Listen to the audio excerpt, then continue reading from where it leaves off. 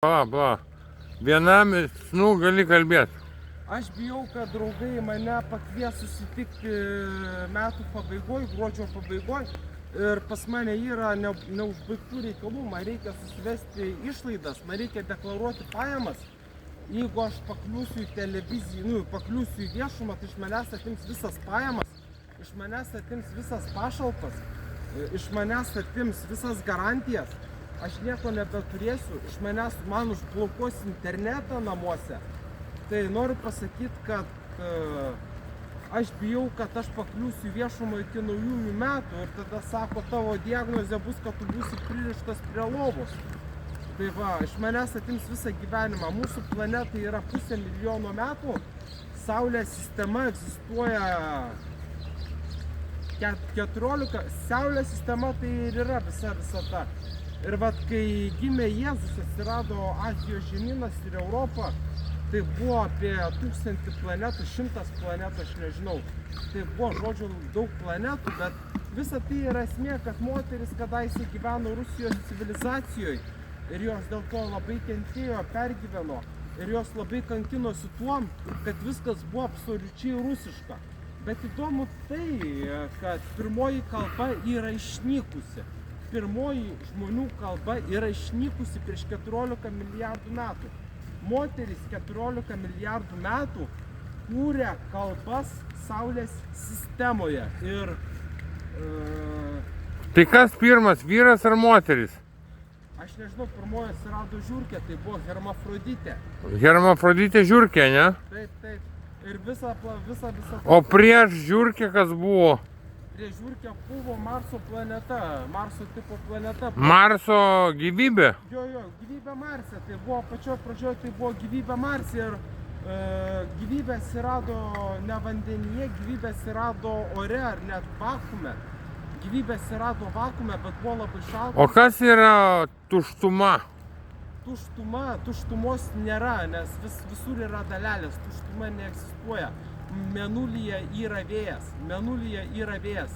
Tuštuma neegzistuoja, kosmosas tai yra labai šaltas oras. Ir kai tarkim... O kokia žemiausia temperatūra yra? Žemiausia temperatūra tai yra sušalęs vanduo. O aukščiausia? Aukščiausia temperatūra yra Saulės viduje. O žemiausia ar ne azoto skysto? Žemiausia temperatūra tai yra kosmoso erdvė, o aukščiausia yra Saulės vidus. Suprantu. Ir supranti, gyvybė atsirado per kelis šimtus metų, jau atsirado pirmieji gyvūnai. Pirmieji gyvūnai tai buvo žinduoliai, tai buvo žiurkės. Ir kai atsirado gyvybė Marse... O kodėl medžiai visą laiką gyvena toj pačioj vietoje ir jiem neatsibosta?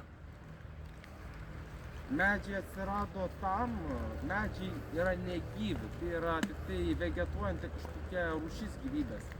Medžiai atsirado tam, kad žmonės galėtų gyventi planetoj ir nereikėtų gyventi dykumoj. Dykumoj civilizacija nebūtų atsiradus. Medžiai kilo tam, kad žmonės galėtų gyventi civilizacijoj, kad jie turėtų barjerą, kad jie galėtų važiuoti, galėtų statyti miestus ir tie miestai nebūtų šalia vienas kitų. Medžiai atsirado tam, kad žmonės galėtų gyventi atskirai vieni nuo kitur, tai buvo labai didelė civilizacija. Kai Marse atsirado medžiai, visa planeta virto miestu. Žvaigždžių karų planeta Coruscant yra alegorija į tai, kad visatos pradžioj visa planeta buvo miestas. Ir aš buvau vienas iš pirmųjų gyventojų, aš buvau žmogaus vaikas. Tai kai išnyko visa gamta... O kada atsirado alkoholis? Alkoholis atsirado, kai prasidėjo bibliniai įvykiai. Jo. Vse 5 minutės gal užtenka? Tai dar noriu pasakyti, žinai, tokį dalyką, kad medžiai tai yra nestatybinė medžiaga. Mediena tai yra civilizacijos, kaip čia pasakius, tai yra tiesiog, suprantate, medžiai tai yra civilizacija, nes žmonės gali gyventi atskirai vieni nuo kitų, būdami visai šalia. Medžiai atskiria namus ir visa planeta buvo miestas. Rusijoje tai buvo planeta brūkšnys miestas. Bet moteris ten labai kentėjo ir moteris ten kardavosi, moteris pasikardavo toj planetoj, kad... Ant medžio, ne? Nu kažkur moteris norėdavo nusižudyti, kad ten O Venera tai čia moterų planeta ar kaip? Venera yra Mėnulis. Venera yra Mėnulis, ne? Ir supranti, viso to esmė yra tai, kad jos suprato, jog jos gyvena dėl manęs. Jos gyvena dėl manęs. Nes mane kosmosas įmetė į planetą, į visatą. Visata atsirado dėl to, kad aš kažkokiu būdu nesusitariu su dalelėm, supranti. Visata mane įkalino planetoj ir mane pagimdė ir aš gyvendavau iš moterų. Aš gimdavau iš moterų. Ir moteris suprato, moteris tiek priverkė, kad išnyko visa gamta. Ne gamta, iš pradžių atsirado vandenynai, iš pradžių buvo jūros, didelė ežerai. Tada atsirado... Tai moteris yra jūra? Moteris tai yra jūra ir vandenynas. Ir kai išnyko visa civilizacija, atsirado... Tai gali apsėklinti jūrą? Ne, moteris norėjo, kad išnyktų žemė ir tai yra vandenynai. Kai išnyko žemė, gimė Azijos žemynas. Kai išnyko žemė, tai va, kol buvo Rusija, moteris kūrė kalbas, jos 14 milijardų metų kūrė kalbas. Ir kai atsirado Azijos žemynas, moterys parašė Bibliją, kad pažymėtų tai, jog išnyko tikroji žmonija. Mano motina buvo Jėzaus Kristaus mama.